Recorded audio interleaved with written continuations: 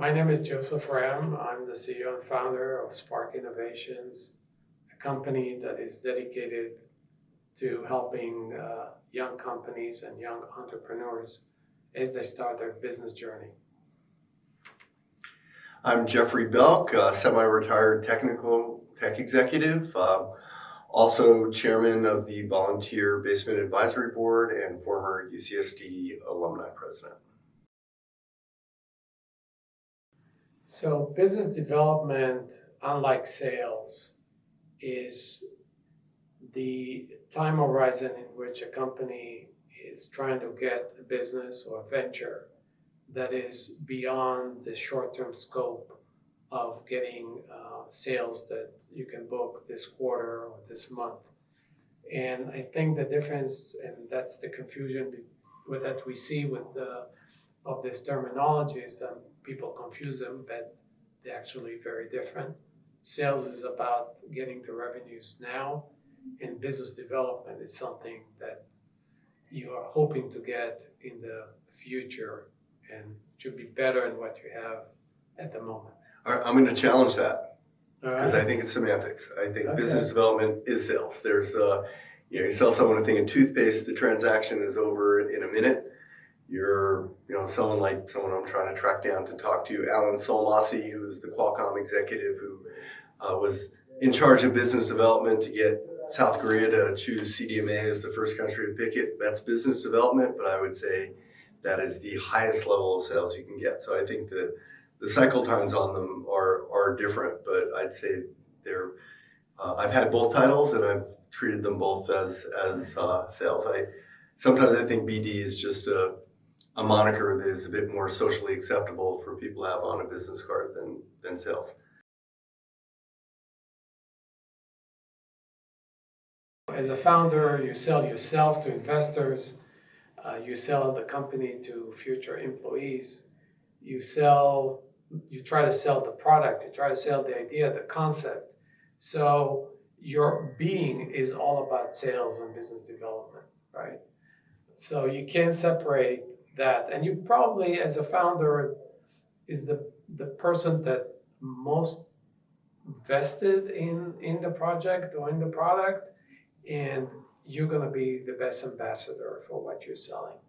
Later, you can bring the people that can help you with that, but initially, you are the best product or company ambassador that you can find. And I would not change a word of that. And I think we're young entrepreneurs that I meet, especially of this generation. People seem a little bit more conflict averse, and Joseph points out in his presentation well that there's inherently a conflict inherent in any selling. Whether somebody really needs your product and they don't know it, or they need and want your product but they don't want to pay you the right amount, or they need and want your product but they want you to do certain things to it and give them a better price. Those are conflict of interest that have to be resolved, and I think it's challenging to do that, and it makes people get out of their comfort zone. And again, I think Joseph does a good job of describing that that fear is necessary. But if you are an entrepreneur, frankly, you're just not going to have a business unless you or somebody sell something. Everything in life's a negotiation. I've been married for 32 years, and You're still negotiating. I wouldn't be married if I wasn't a good negotiator. So, the first 10 years of my career were in sales roles where I was a sales representative. I was a national manager. I ran international biz dev. All were sales. Then I went into various product managing and marketing roles. And if you're a product manager and you want your project green lighted, you better sell it. If you're a marketing person and you want to have a big budget or want to sell the creative concepts you want, you got to sell it. So I would flip that on its head and say, unless you're someone who's coding or someone who's doing something more task related, anything in a group environment, that you want to achieve your objectives is going to require negotiations and could ultimately be called the selling process. Actually, my first job at the company, the guy that was the the CEO of the company, didn't even finish high school. But he was the best negotiator I ever met, and I learned so much from him because he was able to lead with his gut feeling, and he had that selling and negotiation instincts.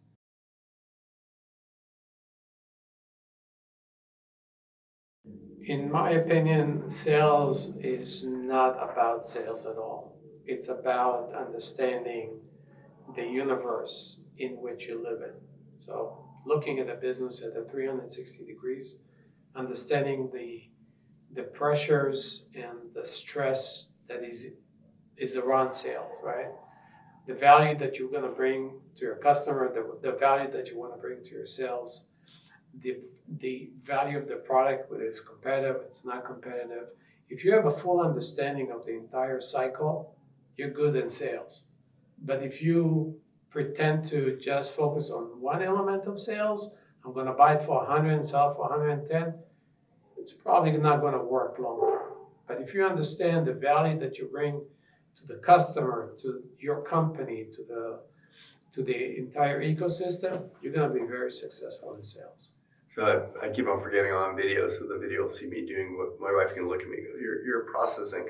And I think I again, 100% agree with Joseph, and he raises an interesting dynamic. Sometimes you're going to be developing a product or a company or series of products that you're not going to be the best. You're not going to be the best price. Well, guess what? Do you just roll up and say, hey, I'm 20% more than my competitor and they have a couple of features that I don't have, and it's going to be 6 months or a year until I get parity?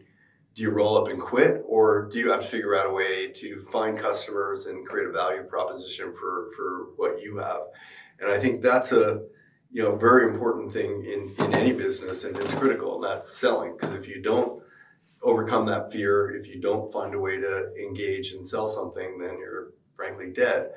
And I guess the second piece of that would be, really if you could pop your customers' eyeballs out and pop them into your head and see through their eyes. And again, as Joseph said, what are 360? What are their concerns? What's their motivation? What's important to them? And deeply, deeply understand that. Again, it won't make it a slam dunk, but obviously you'll have a better ability to sell somebody, because especially a better ability to sell to somebody if they're not doing that.